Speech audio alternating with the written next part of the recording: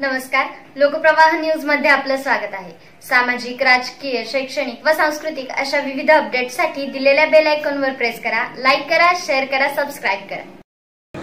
अभिवादन करू आणि त्यांना विनम्र अभिवादन करताना आज क्षेत्र विकास आघाडीचा शहरासाठी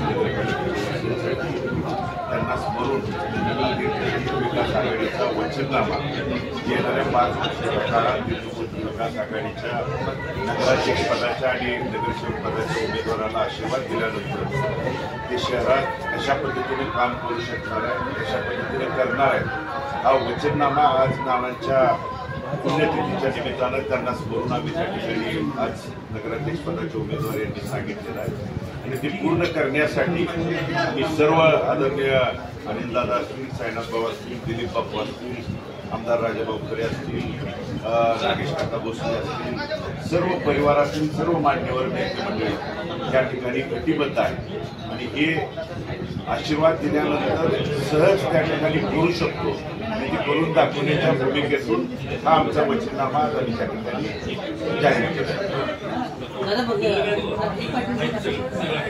परिवार आमचा विठ्ठल परिवार एका विचाराशी त्या ठिकाणी बांधला गेलेला आहे आणि आपण परिवार आम्ही त्या ठिकाणी एकत्रित आल्यानंतर कशा पद्धतीच्या राजकीय घडामोडी झाल्या, दबाव तंत्राचं सत्तेचा वापर करून कशा पद्धतीनं दमदाटी करण्याचा प्रकार झाला, पण आमचा परिवार मी पहिल्यांदाच सांगितलं की विठ्ठल परिवार हा स्वाभिमानी आहे आणि आमचा स्वाभिमान पायदळी तुडवण्याचा अधिकार कुणालाही नाही आणि त्यामुळं आम्ही परिवारात दबावाखाली जरी ते बाजूला असले तरी परिवाराची आमच्या विचारधारा एक आहे आणि येणाऱ्या 2 तारखेला निवडणुकीतून 3 तारखेला निकालातून परिवार एकसंघ आहे त्या ठिकाणी दिसून येईल।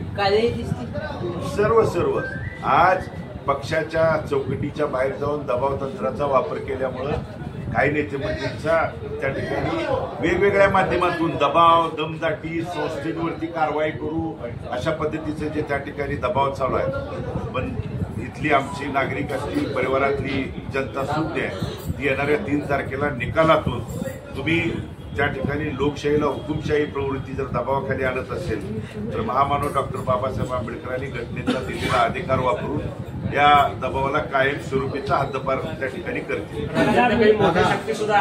आपल्या पाठीशी आहेत असे चर्चा चालू आहे। या लढाईमध्ये आमची लढाई या शहराच्या सर्वांगीण विकासासाठीची आहे। आमची लढाई हे शहर धूळमुक्त करण्यासाठी आहे, खड्डेमुक्त करण्यासाठी आहे। आज जे शहराला गेले 40 वर्षाच्या सत्ताधाऱ्यांनी महिला मिश्रित त्या ठिकाणी विष्ठा मिश्रित पाणी पिण्याचं पाणी देण्याचं पाप या सत्ताधाऱ्यांनी त्या ठिकाणी केलं। आज नगरपालिकेच्या शाळांची परिस्थिती अवस्था जर बघितली की कुणामुळे झालं का, नगरपालिकेच्या शाळा बंद पडल्याशिवाय यांच्या स्वतःच्या वैयक्तिक संस्था चालणार नाही या भूमिकेतून त्यांनी जाणून बुजून या नगरपालिकेच्या शाळा बंद पाडण्याचं पाप त्या ठिकाणी केलं। मग आमची घरपट्टी असेल, पाणीपट्टी असेल, घरपट्टी असेल, आमच्या जे एकीकडं नमामी चंद्रभागा म्हणून सांगतात आणि चंद्रभागेची परिस्थिती तुम्ही वेळोवेळी जाऊन त्या ठिकाणी तिथल्या पाण्याची, तिथल्या त्या ठिकाणी चंद्रभागेची परिस्थिती बघितलेली आहे आणि म्हणून आमचा लढा हे त्या ठिकाणी शहराची परिस्थिती बदलण्यासाठीची आहे, दबाव तंत्र, हुकुमशाही, दंडेलशाही बदलण्यासाठीची आहे। यामध्ये जे जे योगदान राज्यातले नेते मंडळी आमच्या सोबत देतील त्यांचा आशीर्वाद आम्ही घेण्यासाठी कटिबद्ध आहे। विरोधाच्या बाबतीत कधीच पंढरपूरकरांनी आम्ही त्या ठिकाणी विरोध केला नाही। पालकमंत्री साहेब म्हणत असतील की आम्ही विचारतो, हे करतो, विधानसभेच्या इलेक्शनच्या वेळी देखील 1 वर्षापूर्वी अशाच परिस्थितीत त्यांच्या लोकांनी येऊन सांगितलं की आम्ही तुम्हाला विश्वासात घेतो। त्यानंतर विधानसभेच्या नंतर त्यांनी किती वेळा तिथल्या नागरिकांना विश्वासात घेतलं, किती वेळा मिटिंग लावल्या, काय करू द्या म्हणून विचारलं, ते न विचारता तुम्ही अंतिम नोटिसा सर्व त्या ठिकाणी शेवटच्या नोटिसा पाठवून त्यांना त्या ठिकाणी उद्ध्वस्त करण्याचे पाप आणि घाट घातला। निवडणूक आल्या की आम्ही त्या ठिकाणी तुमच्यासाठी करतो म्हणून सांगताय आणि मग का त्या 22 तारखेच्या प्रचाराच्या शुभारंभाप्रसंगी तुम्ही पत्रकार बांधवांच्या समोर तुम्ही तिथल्या नागरिकांना त्या ठिकाणी आवाहन केलं नाही, सांगितलं नाही का? ठोस तुम्ही सरकारच्या वतीनं तिथं त्या ठिकाणी बोलला नाही।